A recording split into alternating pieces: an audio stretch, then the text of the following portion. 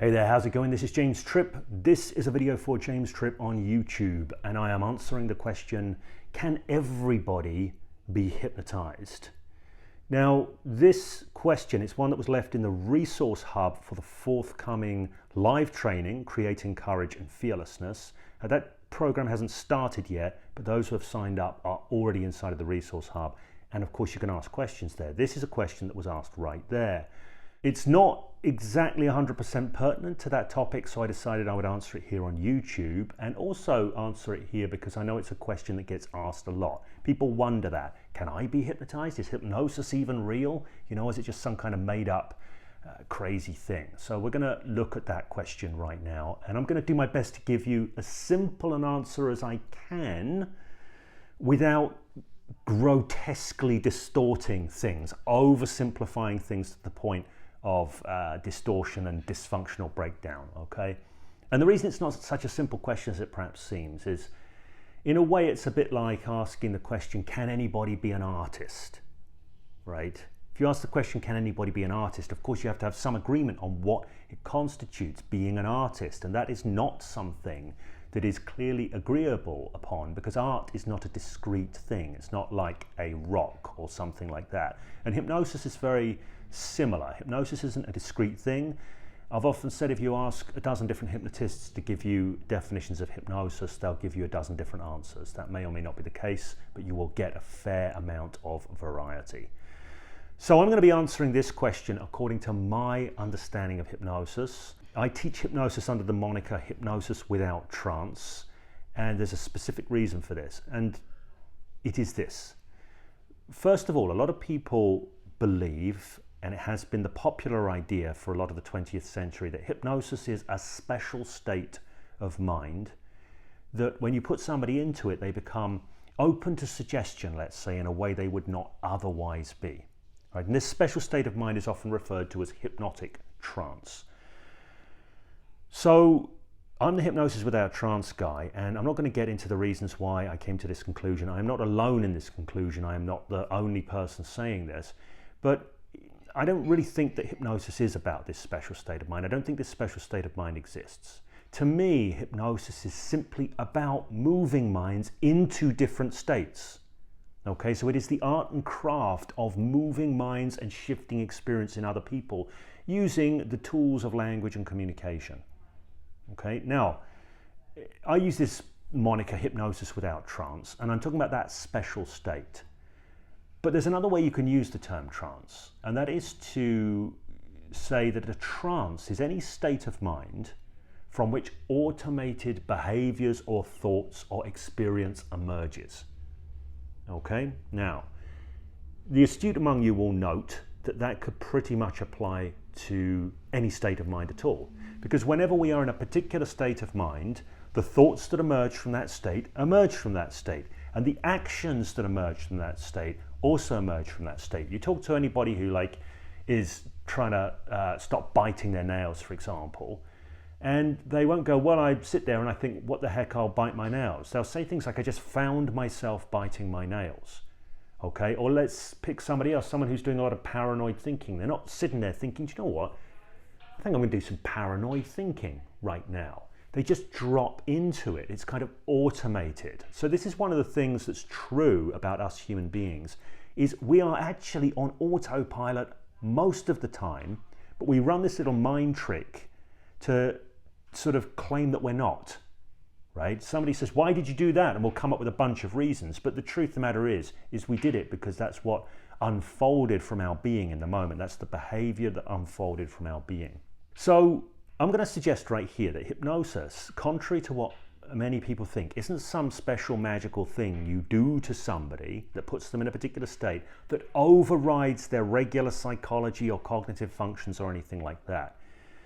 It is more the art and craft of utilizing those cognitive functions and everyday psychological processes to create something different, a different experience of self in the moment, what's possible, what's not, right?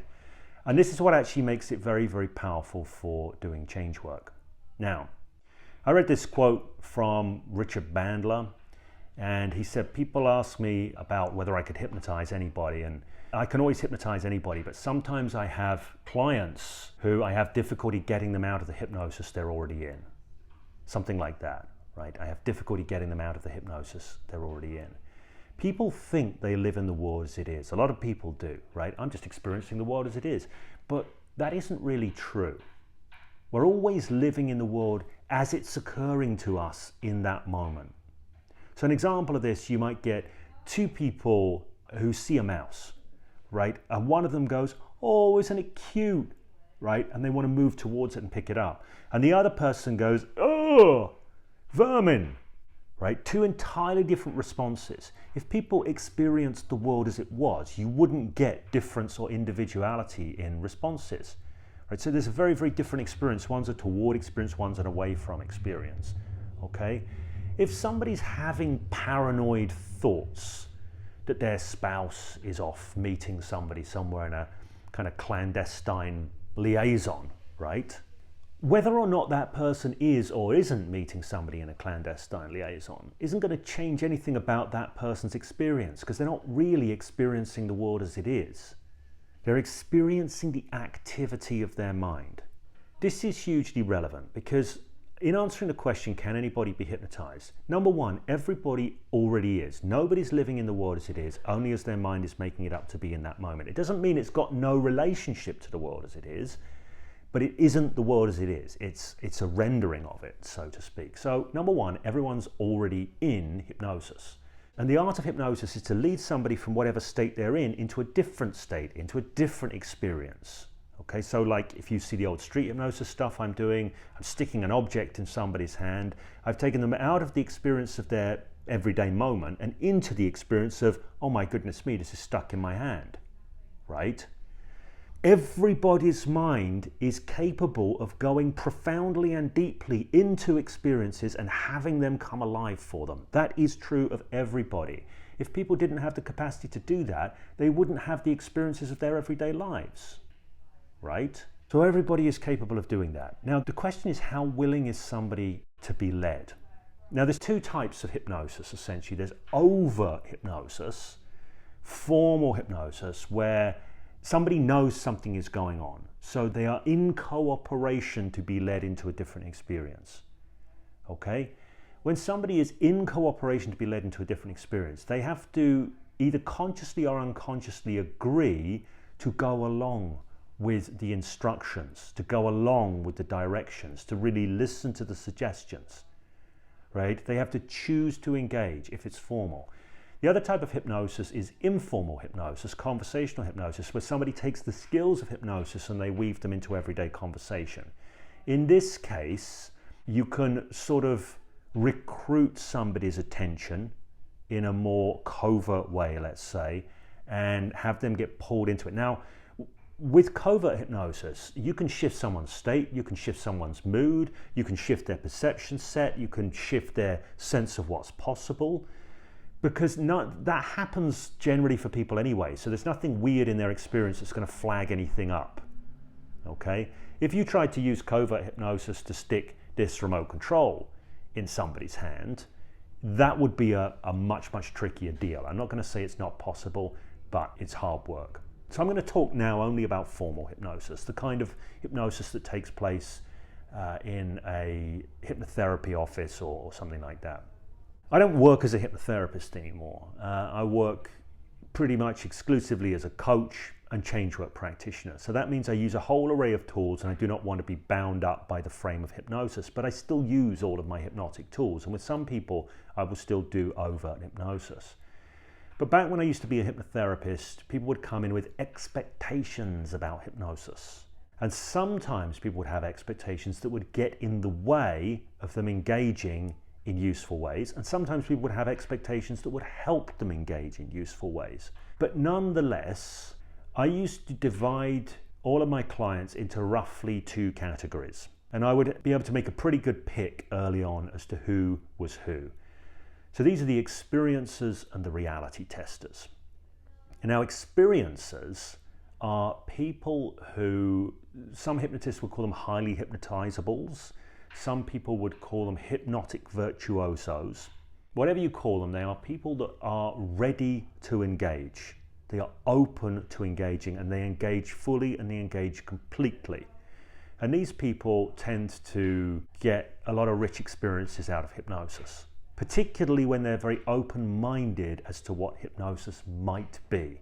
Now, the other sort of person is what I call the reality tester. Now, the reality tester is usually somebody who believes that actually they do live in reality as it is, and therefore they run their critical faculty much of the time, testing any new ideas that are being offered to them, right? Testing them with reason. Now, reason is an interesting thing.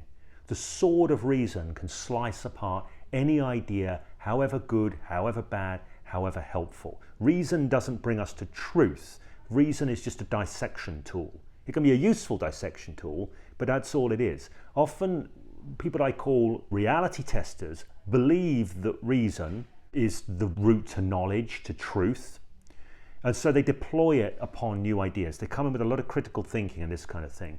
And what they're usually going to do most of the time is they're going to keep out new experiences and new possibilities, right? Now, they're perfectly hypnotized by that trance of critical thinking, that trance of believing they've got a good grasp on reality, right? They're perfectly hypnotized by that. But what they're actually going to do is they're going to keep out new possibilities. They're going to keep out difference. They're going to keep out all the stuff that actually they often come to get, or they say they've come to get. Now, I just want to say, I'm not picking on anybody here. I'm not trying to say the way to be in life is an experiencer or the way to be in life is a reality tester. It pays to be able to do both, to let go and have new experiences, and to, when appropriate, pull out the scalpel of the critical faculty and dissect things. Right? Neither is right. They're just different approaches to the world that work in different ways. And it's useful when you have tools to be able to use different tools where they're appropriate and put them down and use another tool where you might need another one. Okay?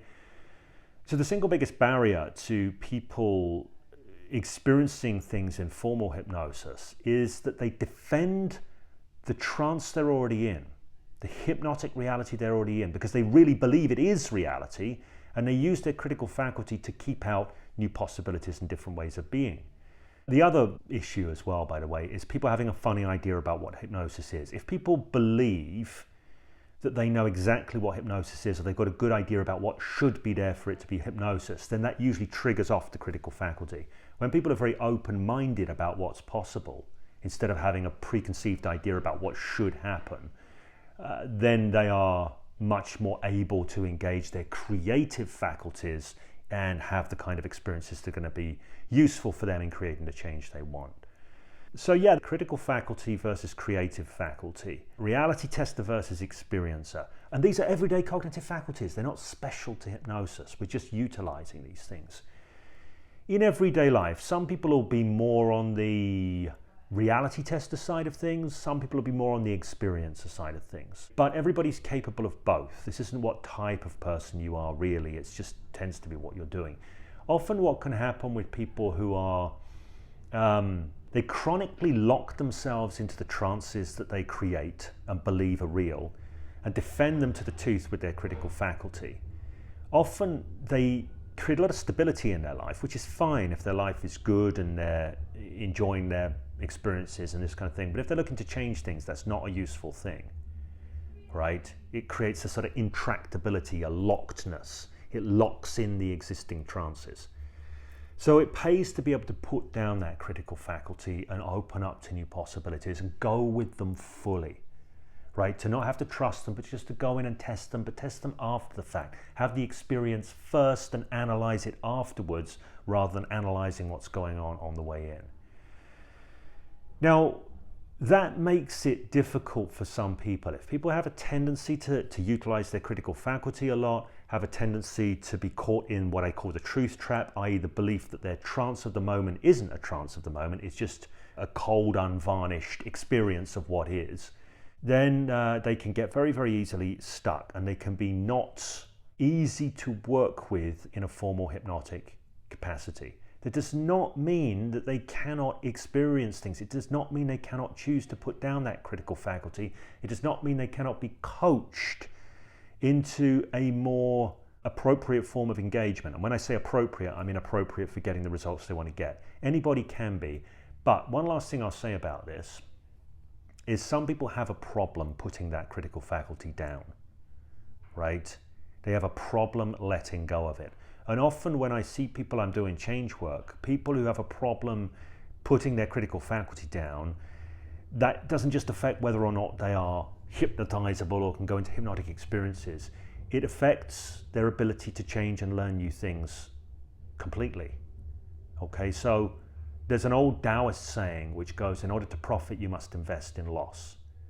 That means until you let go of your current way of doing things, your current way of seeing things, you cannot, the grip is tight. Until I let go of this remote control, I cannot use my hand to pick something else up. So when people are in a tight grip, they're holding their current set of understandings or their current realities, their current experience in a tight grip, and they have an unwillingness to let go. And sometimes that's about fear. They fear letting go of their current reality, right? So that often kicks that critical faculty in. But until somebody can let go, they cannot use the hand of their minds to pick up new possibilities, so to speak. So it ends up being counterproductive. So to summarize, yes, everybody is already in hypnosis all the time. And by that, I mean they are in one kind of trance or another, or one kind of rendering of reality or another. They are never experiencing the world as it is, only as their mind is making it up to be in the moment, right? The work of hypnosis, formal hypnosis, is moving somebody from one organization of reality into another, from one perceptual set into another, from one experience into another. So it's the shifting of states and trances, not putting somebody into a particular state or trance. Everybody can move their mind. Everybody is creating. They have a creative faculty that creates their experience. They have a critical faculty that keeps out stuff that's going to change or move their experience. Right? Anybody can live into their creative faculty and choose to utilize that and sideline their critical faculty, or vice versa. In life, actually in doing change work, often people who are really experiencers, often I'm actually trying to help them to become more like a reality tester, because I want them to stabilize the new reality they've created for themselves, right? Whereas the people who are too far the other way, they need to let go of their grip so they can pick up something else. So everybody can be hypnotized, they already are, but not everybody finds it so easy to engage, either due to existing habits of mind, a sense of threat in letting go of what they're already certain of, or dropping their guard or letting their critical faculty offline, and sometimes overly rigid preconceptions about what should or shouldn't be there for it to actually be hypnosis. So the simple answer is yes, everybody can be hypnotized. The more nuanced answer is there are a lot of variables. Okay, so if you found this useful, if you found this informative, please do share it with anybody who you might think would benefit from it. Please do give it a thumbs up. Please do subscribe and put the notifications bell on. All of those good things, they all help. If you have any questions, of course, make use of the comment section below. I'm always happy to answer questions there. And I don't think there's anything else I really need to say on this topic. If you're interested in creating courage and fearlessness, I would love to have you on that program. In a sense, it does relate to this, because we are always in one kind of trance or another. What's the difference between the courageous person and the fearless person, right? Or the courageous person and the fearful person, I should say. The courageous person gets into that trance of, I'm going to do this, I'm going to cut through. They get into a state of mind, right? What's a fearful person doing? They're actually conjuring up a fear trance within themselves, right? They're running oftentimes one possible scenario out of an infinite number of possible scenarios and really bringing it to life in their mind and believing that's the truth. So often with creating courage and fearlessness, we are working with our everyday trances. Sometimes our mind makes a trance of fear. We want to be able to fall out of that trance and into a trance of well-being, or into a trance of courage that can cut through it, right? So it does kind of relate to hypnosis. It does relate to how we make up our experience of the world. But creating courage and fearlessness isn't about working with other people, although if you are a professional practitioner, you would get a lot of value from that. It is about working with ourselves, right? It's about being able to move our own state of mind and not be stuck in habitual patterns of reaction that end up creating the default future that we don't want to have. All right, so if you're interested in that program, I'd love to have you on board. You'll find a link around here somewhere. Beyond that, I look forward to when we next connect.